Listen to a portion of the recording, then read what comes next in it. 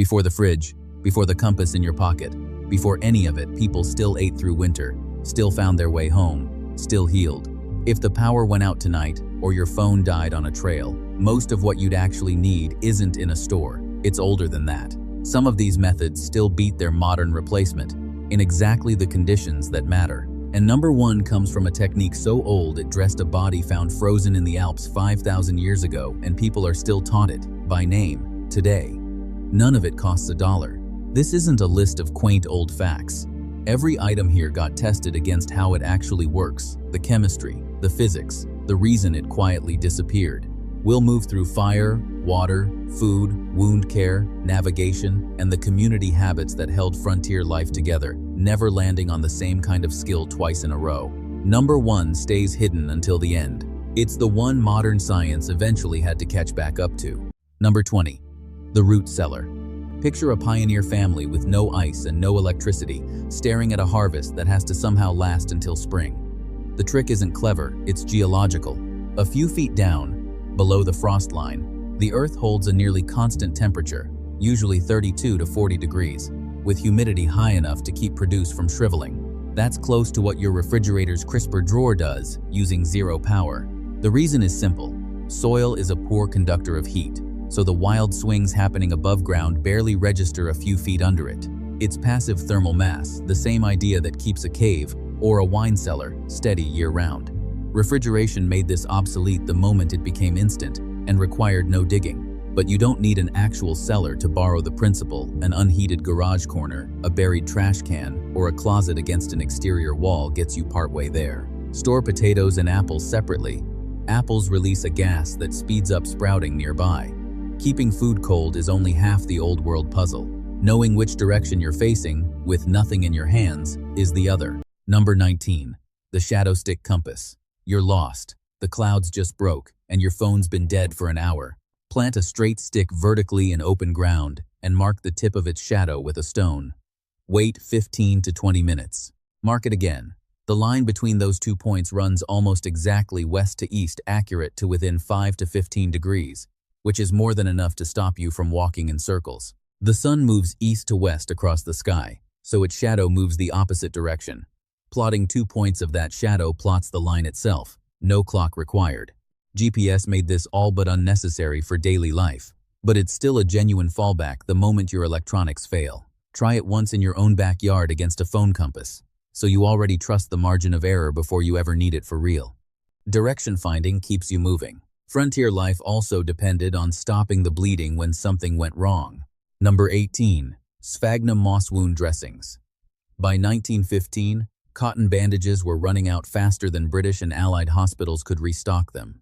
A Scottish army surgeon remembered something older, that a common bog moss, packed into wounds, worked better than cotton ever had. Sphagnum can absorb roughly twice its own weight in fluid, and its cell walls carry a natural acidity that slows bacterial growth.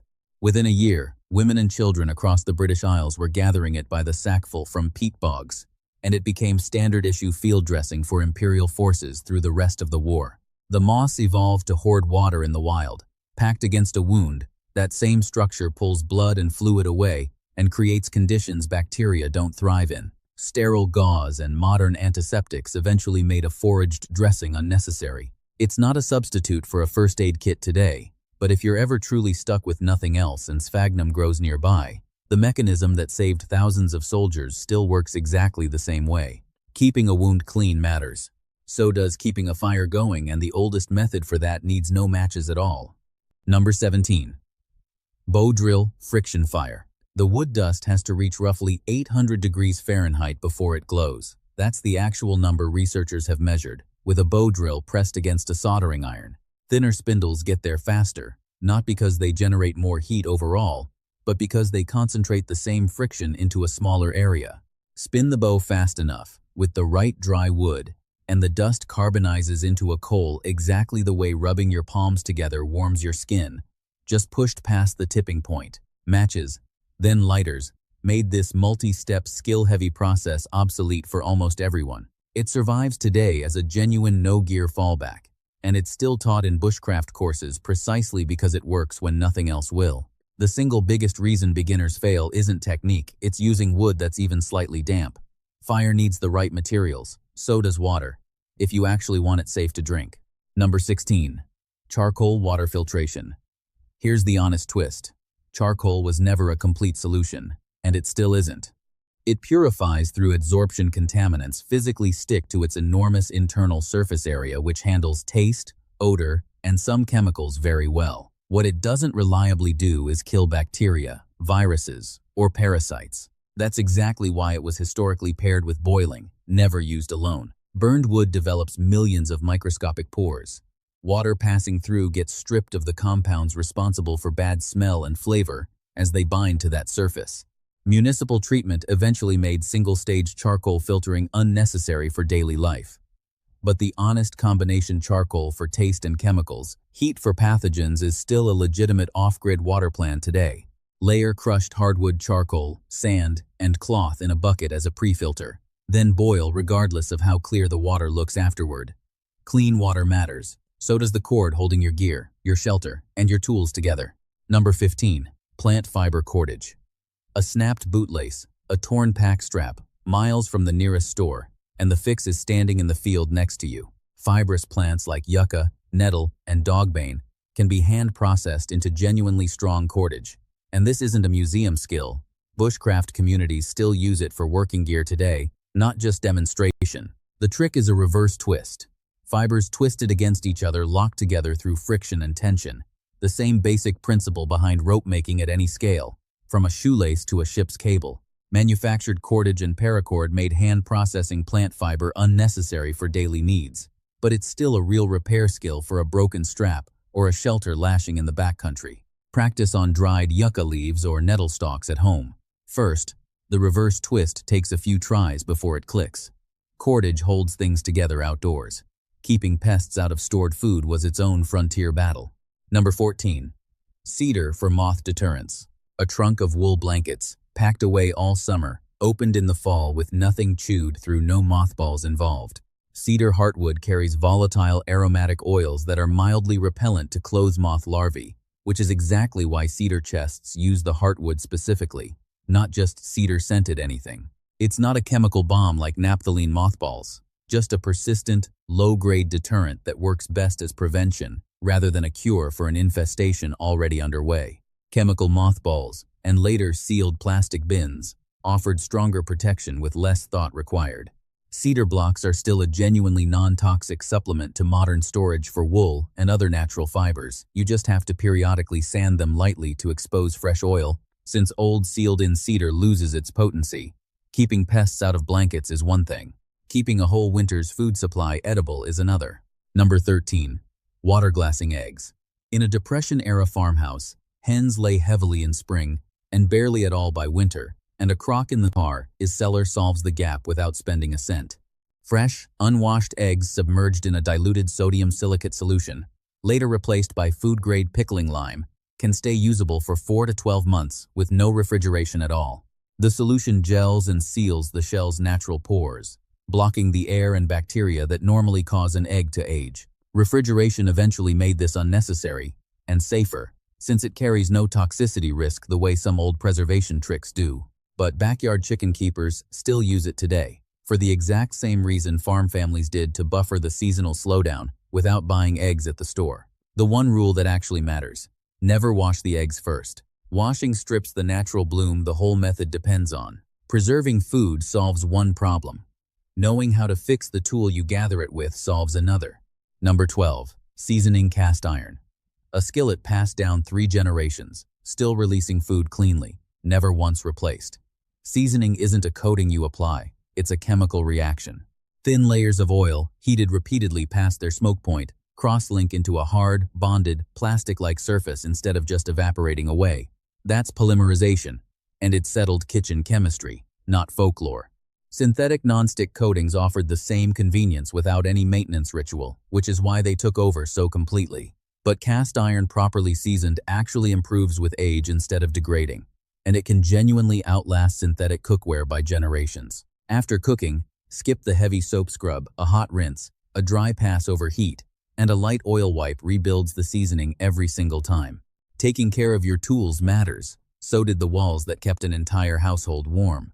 Number 11. Straw bale and sod insulation.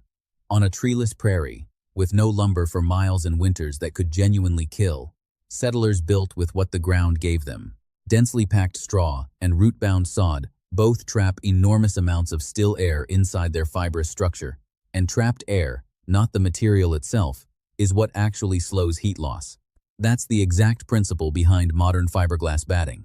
Insulation was never really about blocking heat directly. It's about blocking the air movement that would otherwise carry heat away. Milled lumber, and later manufactured insulation, became cheaper once railroads reached the frontier, which is why sod houses faded from the landscape. But straw bale construction is an active, growing niche in sustainable building today. Not a relic, the same physics, still working. A warm shelter kept a family alive. No family survived the frontier completely alone. Number 10. Barn raisings and quilting bees. No single household had the labor or capital to raise a barn alone, so the whole community showed up and did it in a day. It was a reciprocal labor exchange. Help given today came with the reasonable expectation of help returned whenever it was needed. That system is still actively practiced in Amish and Mennonite communities right now. Not as a historical reenactment, but as an ordinary part of how they live.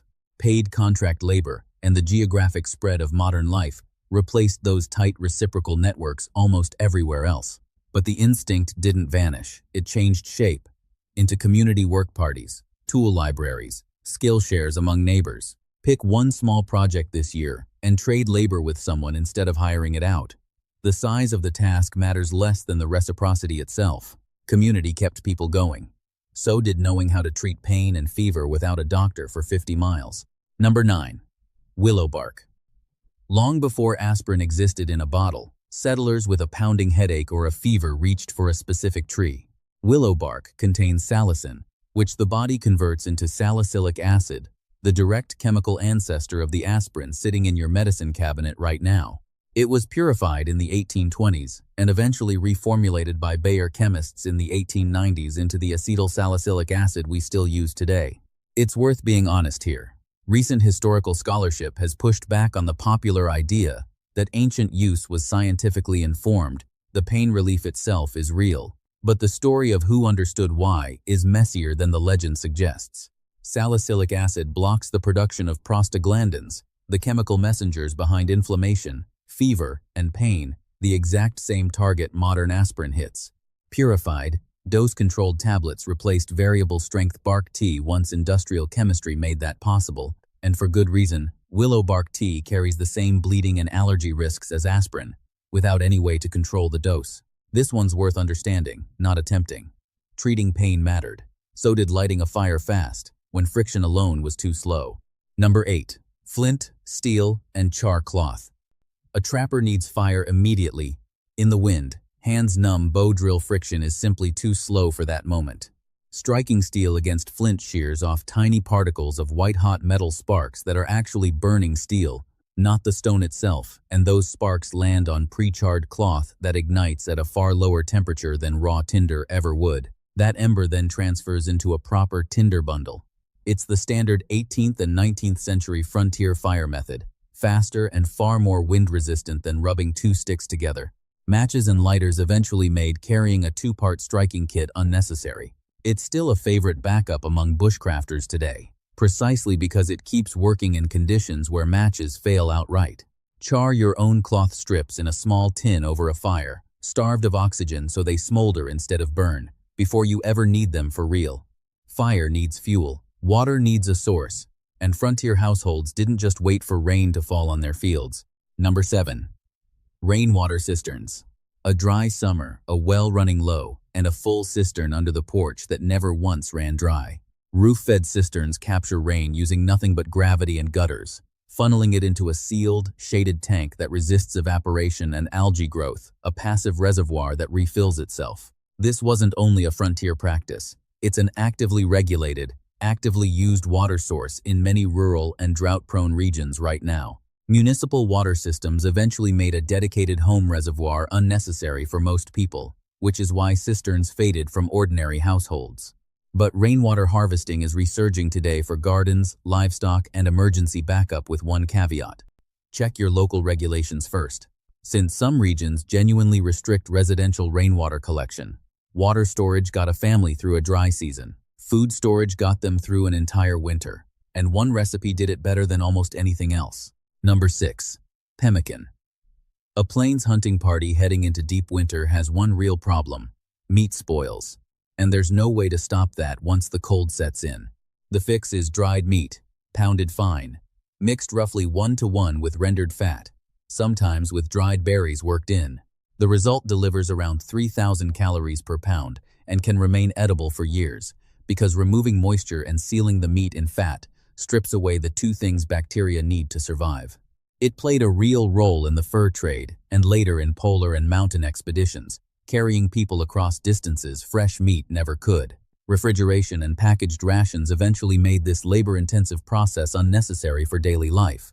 But bushcraft and ultralight hiking communities still make it today, essentially treating it as a homemade energy bar.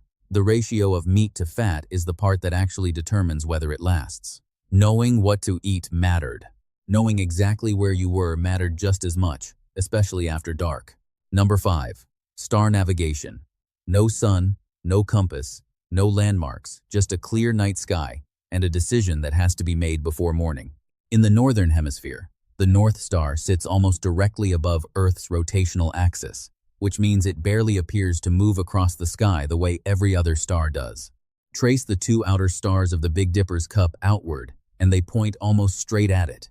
That fixed, non-drifting quality made it the single most reliable heading available before satellites existed. GPS eventually made celestial navigation unnecessary for nearly all practical travel. It's still taught in wilderness survival and orienteering courses today, as a genuine no-battery backup for finding direction after dark. Knowing your direction matters. So did keeping your tools sharp enough to use once you got there. Number 4. Sharpening on natural stone. An axe going dull deep in the woods. No sharpening kit in the pack, just a creek bed full of stones. Certain naturally occurring fine-grained stones have been used as whetstones for centuries, and plenty of off-grid practitioners and bushcrafters still favor a genuine natural stone over a manufactured one for field maintenance today. Sharpening works by abrading metal at a controlled, consistent angle, gradually removing material until a new, thin, aligned edge is exposed. The grit size of the stone determines how fine that edge ends up being. Manufactured stones and powered grinders made hunting for a natural one unnecessary for most people, but it's a genuinely usable field skill. Test any candidate stone on a scrap piece of metal first, because not every stone you find has a fine or even enough grain to actually cut. A sharp tool protects your hands. A well-planned garden protected an entire household's food supply without a single pesticide. Number 3. Companion planting. A garden overrun by beetles next door, and one bed planted differently that isn't touched at all.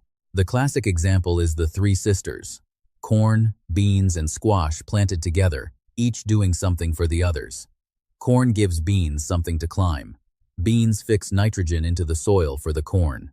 Squash spreads low and shades the ground, suppressing weeds and helping retain moisture. It's worth being precise here. The three sisters' structural and nutrient benefits are well established, while some specific pest deterrent pairings, like marigolds against nematodes, have more research behind them than others. So this sits somewhere between long practiced and partially confirmed. Some plants release compounds through their roots or leaves that confuse or repel certain pests. Others simply outcompete weeds by design. Synthetic pesticides and monoculture farming eventually made it easier to just spray a single crop at scale instead. But companion planting is still widely taught in organic gardening today, in extension programs and home gardens everywhere. Protecting a garden mattered.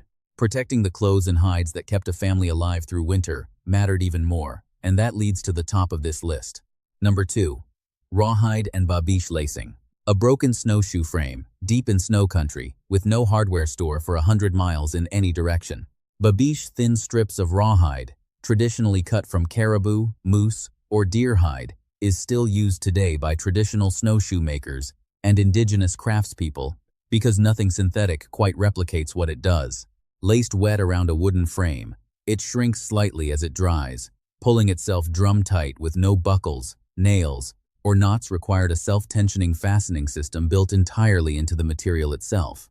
Synthetic webbing and modern hardware replaced it for most manufactured gear. But traditional snowshoe makers and wilderness skills instructors still teach it today, precisely because synthetic materials don't self-tension the same way. Proper rawhide preparation takes real practice, so this is worth knowing exists more than attempting casually. And that same instinct, using what an animal gave you, completely, with nothing wasted, is what earns the top spot. Number 1. Brain tanning hides. 5,300 years ago, a man died in the Alps and was preserved in ice, and the leather goods found on his body were tanned, using a method still practiced by name today. Brain tanning uses the natural fats and enzymes already present in an animal's brain to soften and preserve its own hide. It's documented across cultures worldwide, historically strongest among Plains and other Native American nations. And it's not extinct, it's actively taught right now, in tribal cultural programs and Appalachian apprenticeship workshops, by named practitioners keeping the knowledge alive.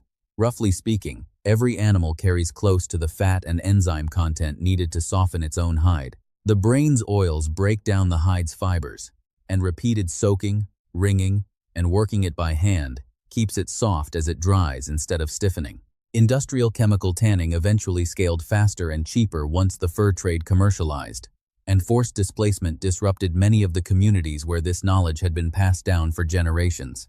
Today, brain-tanned leather is still made deliberately because it's softer and more breathable than anything chemically tanned, not a lesser version of modern leather, but a different one, on purpose. This isn't a weekend project. It's 16+ hours of skilled labor across multiple days, and it's the item on this list worth learning through an actual class before you ever attempt it yourself. And that's really the thread running through all 20 of these. Root cellars, water-glassed eggs, and pemmican are the same instinct wearing different clothes preserve what you have.